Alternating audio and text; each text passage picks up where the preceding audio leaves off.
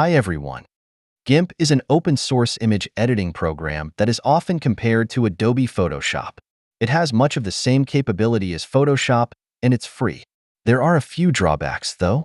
The interface isn't nearly as clean or well-designed as Photoshop or other Adobe applications, and third-party plugins are severely limited. But it gets the job done, and you can't beat the price. This video will get you up to speed with the basics. Installing GIMP.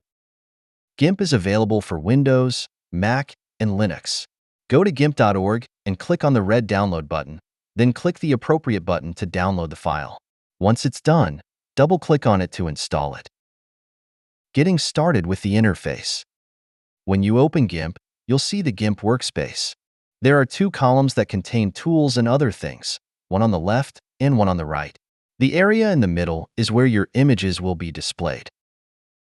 The left column contains the Toolbox and Tool Options panels. The most commonly used tools are in the toolbox. Hover over them to see other tools, along with the keyboard shortcuts to access them directly. When you select a tool, the Tool Options panel changes to suit that tool. Directly below the tools are the foreground and background colors. If you're using a tool that adds something, such as the paintbrush or text tool, whatever you add will be the foreground color. If you erase or delete something, the background color will show. Clicking on either one brings up a color picker.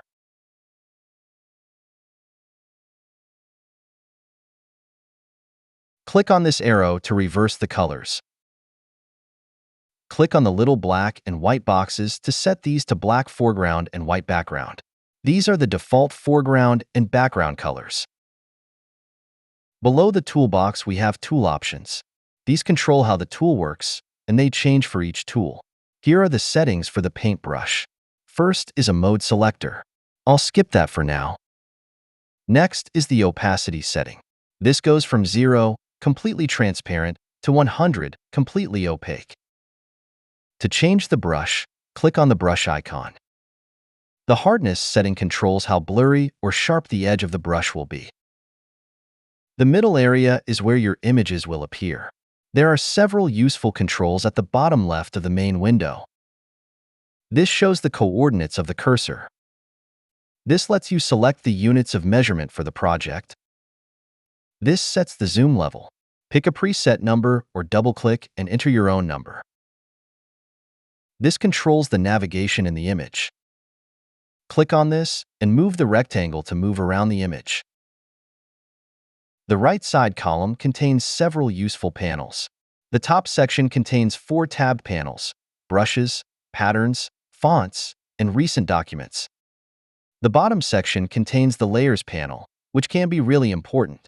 I'll talk more about layers later. Creating new images. You can create new images or work with existing ones. There are 2 ways to create a new image in GIMP. To create a new image, go to File, New. This window will appear. The template menu lets you select from a wide range of preset sizes. You can select one of these or enter specific dimensions in the width and height fields, then click OK. A new blank image will appear. This will be displayed at a size so the entire image fits on the screen. It should not be used to judge the actual size of the image. Creating an image from the clipboard. GIMP lets you create a new image directly from whatever is on the computer's clipboard. The new image will be sized exactly to fit whatever's been copied, such as a grab from a screenshot program. This is a handy time saver. Go to File, New, Create from Clipboard. A new document will be created at the correct size, and the contents of Clipboard will be pasted into it. Creating screenshots. GIMP has a built-in screenshot tool. Go to File, Create, Screenshot, and this window appears. Check the box for the option you want. I'll admit that I have trouble getting this to work correctly, but you might have better luck with it. Working with existing images. Most of the time, you'll probably be working with existing images to make changes to them, such as fixing colors, using special effects, or adding text. To open an image, go to File, Open. You'll see this window. Navigate around your computer to find the image you want, then double-click on it or click Open. GIMP can open a lot of graphic file types. GIMP might ask you if you want to convert the color profile, Say yes. Common techniques. Like Photoshop, GIMP can do some really advanced things, but in this tutorial I'll stick to the most common procedures. Fixing color and exposure. One of the most common image techniques is fixing problems with color and exposure. Sometimes an image can have a color cast, such as this image with a blue tint. GIMP offers several tools to fix this. They're all found on the Colors menu. The easiest one to use is Color Balance. Here's that panel. The Presets pull-down lets you save a setting to reuse later. The Select range to adjust setting controls which range of pixels you want to change. This is usually best left on midtones. The Adjust Color Levels is where the changes occur. Each slider has two colors, such as cyan/red. Moving the slider toward one of the colors adds more of that color. Our example has a blue cast, so we need to have less blue or more of the opposite color, which is orange. GIMP has a great feature that makes this easier. Check the split view box and the image is divided in half. This lets you see the changes you're making compared to the original image. Here's how that looks. I've moved the sliders toward red and yellow. The values are 7, 0, and -24, and my image looks better. Many images also have exposure problems. They are too light or dark, or the contrast is too high or low. Here's an example. This is easy to fix. Like colors, GIMP has several ways to adjust exposure. The easiest way is the brightness and contrast control. This also has a split view box to make things easier. Here I've adjusted the brightness to 46 and the contrast to 40. Another common problem with photos is that the colors are too strong or too weak. This is called saturation and is another easy thing to fix. Here's an image with colors that are oversaturated. To tone down the colors, go to Colors, Hue Saturation. This panel appears. Move the saturation to the left to reduce the color strength, or to the right to increase it if the colors are too weak. You can also adjust the hue and lightness controls to tweak the exposure and color balance if needed. Here I've lowered the saturation to -50. If you need to adjust the saturation of a specific color, click on the corresponding color at the top first, then move the saturation slider. Sharpening. It's not unusual for photos, especially from a cell phone camera, to be a little blurry. GIMP can sharpen images to a degree, but don't expect miracles like you see in TV shows or movies. There are limits to what's possible. Here's an image with some blurriness. To improve this, I'll go to Filters, Enhance, Sharpen, Unsharp Mask. This window appears. Again, there's the very helpful split view option. The Sharpen filter has 3 parameters: radius, amount, and threshold. The best way to see what these do is to move them back and forth. The image will change as you do this. Click OK when you like the result. Don't overdo sharpening, or your image will get a hard-edged posterized look. Cropping. Cropping is another common edit. Many photos can be improved by cropping to eliminate distractions and focus the eye on what's important. To crop an image in GIMP, select the Crop tool from the toolbox. Some settings will appear. 2 of these settings are important. Delete cropped pixels should normally be checked first. This will resize the image to match the result of the crop. The fixed setting allows you to control how the crop tool works. Aspect ratio will maintain the current ratio of width to height, while width and height let you specify these dimensions. To crop the image, drag the crop tool to create a box, then press Return. Rotating and flipping. Images, especially from digital cameras or phones, often need to be rotated to the correct orientation. This is easy to do in GIMP. Here's an image of a handsome basset hound. I need to rotate this image by 90 degrees. To do this, I'll go to Image, Transform, Rotate 90 degrees clockwise. Here's the result. To fix an image that's slightly crooked, use Image, Transform, Arbitrary Rotation. A window will appear. Enter a number of degrees for the rotation and click Rotate or move the slider. It may take several tries to get it just right. Flipping an image is also easy. Here's what I get when I flip the original image horizontally. Adding text.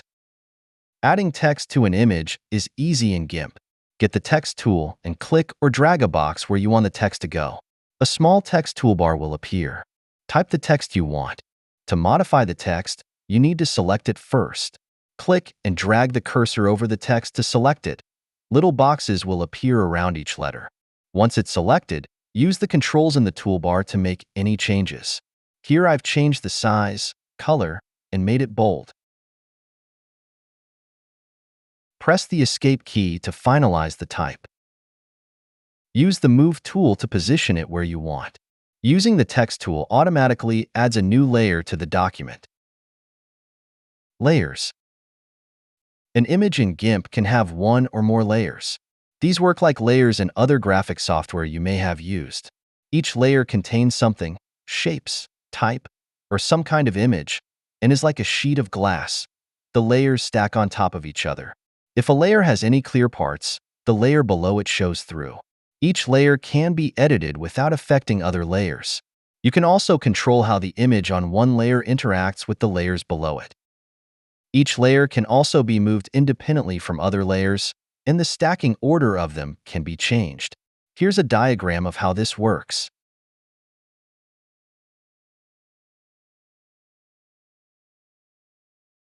This arrangement of layers would look like this. If the layers were rearranged into a different order, the result would look like this. The Layers panel lets you control the layers in your image. Click on a layer to select it. Any edits you make will only apply to the selected layer. Click and drag layers to change their stacking order. The opacity control in the Layers panel affects everything on the selected layer.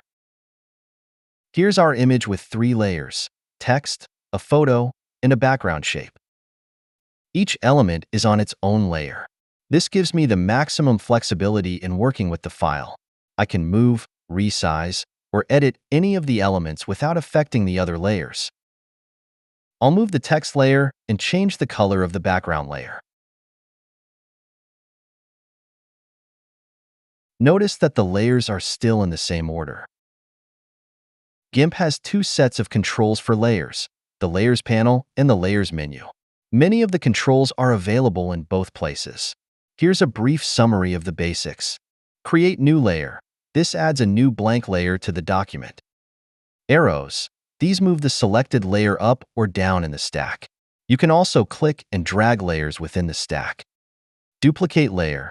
This makes a copy of the layer. Delete layer. This removes the selected layer. Opacity. This adjusts the opacity of the layer contents. Blend mode. This controls how the layer interacts with other layers. Layers are a powerful feature that deserve a fuller explanation. You can find tutorials online. Using filters. Filters give you an easy way to change the look of an image, and they even have their own menu. GIMP arranges them in groups. The best way to see what they do is to try them and see what happens. Here are a few of the more useful ones. Unsharp mask. Use this to sharpen blurry images. A very useful tool, but don't overdo it or expect miracles. Gaussian blur. Use this to evenly blur an image. Focus blur. Use this to blur parts of an image while leaving the focus area sharp. Pixelize. Use this to hide your identity. Drop shadow. Use this to add a nice shadow to text. Oilify. This turns your image into a painting. Water pixels. Another nice painting effect. Most filters have adjustable settings. These can have a dramatic impact on the image. Don't be afraid to experiment. Resizing images. Digital images often need to be resized, especially if they will be used on a website. To explain this, I need to go into the weeds a bit first. GIMP, like Photoshop, is for creating and editing raster images. Raster images are made up of little blocks called pixels. Each pixel can be a different color. If you look at a pixel image with a magnifier, you can see the individual pixels, but at a normal viewing distance, the pixels blend together to form a smooth image. The size of the pixels determines the sharpness of the image. This is called resolution and is measured in pixels per inch or ppi, or other unit of measurement, such as centimeters. Here's an example. Think of graph paper from school. It has little blocks that might be a quarter-inch wide. If you filled in some of the blocks to form an image, it would have a resolution of 4 ppi. This is really low, and the image would look pretty bad. Images with a higher resolution, more ppi, would look sharper, like in the smiley face earlier. Online images use a resolution of 72 to 96 ppi, while print images need a resolution of 300 ppi. When it comes to resizing images, there are serious limits to what you can do without losing image quality. Remember this simple rule. You can go down, but not up. This means 4 things.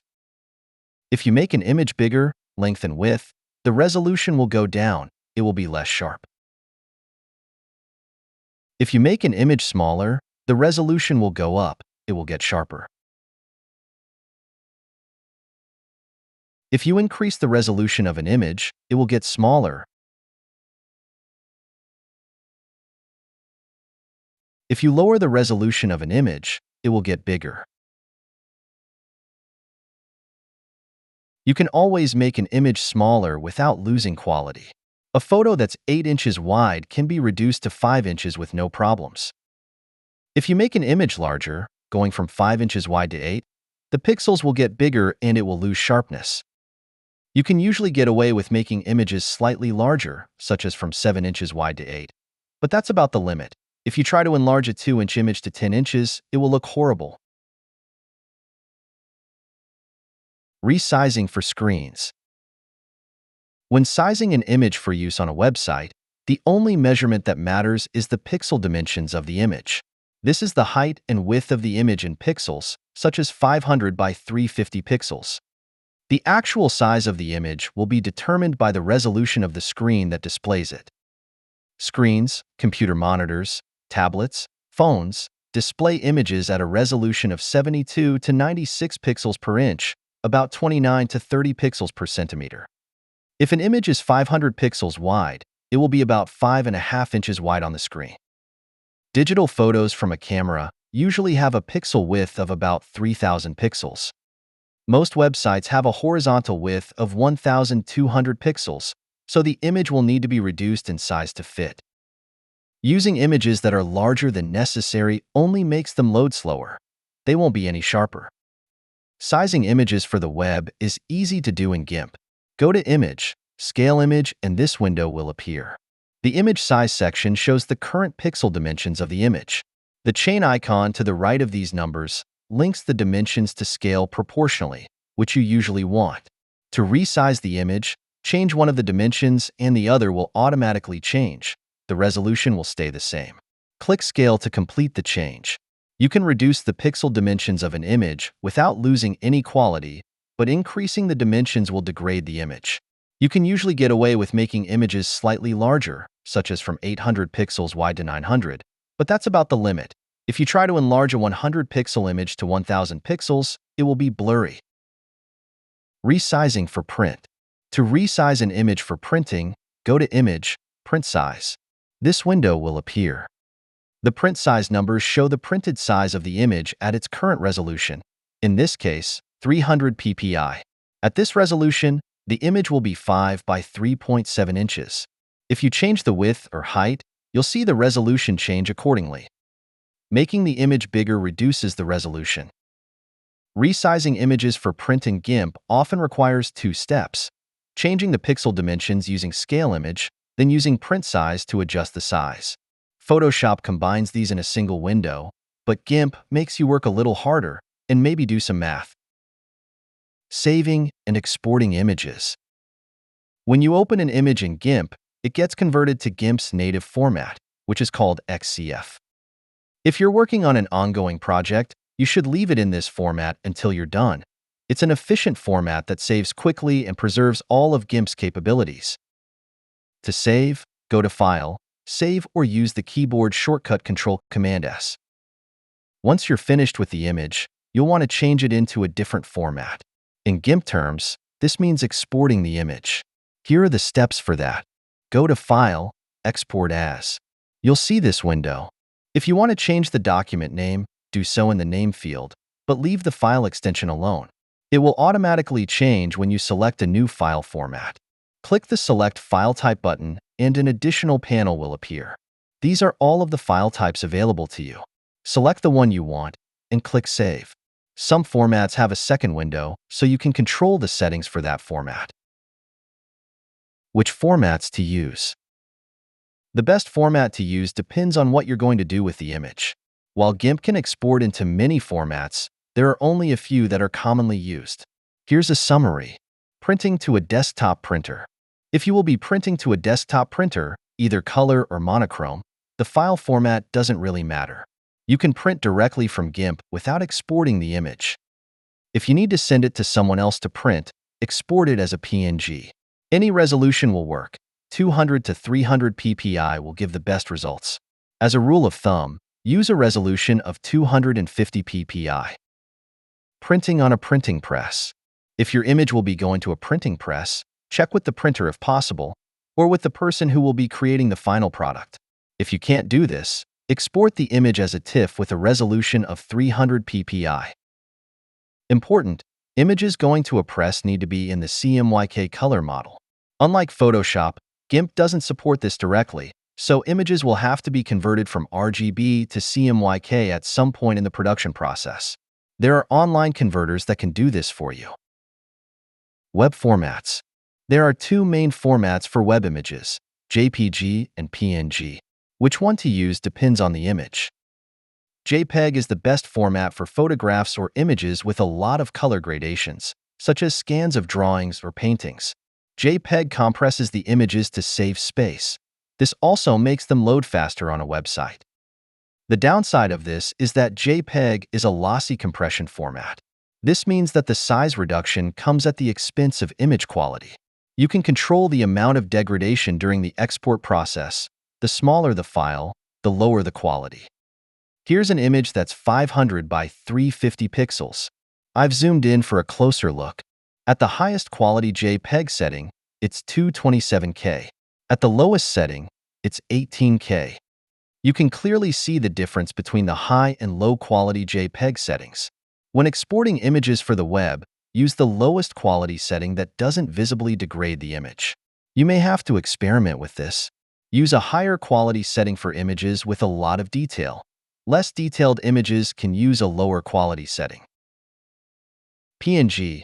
The PNG format is best for images that have a limited number of colors or images that have text or fine details.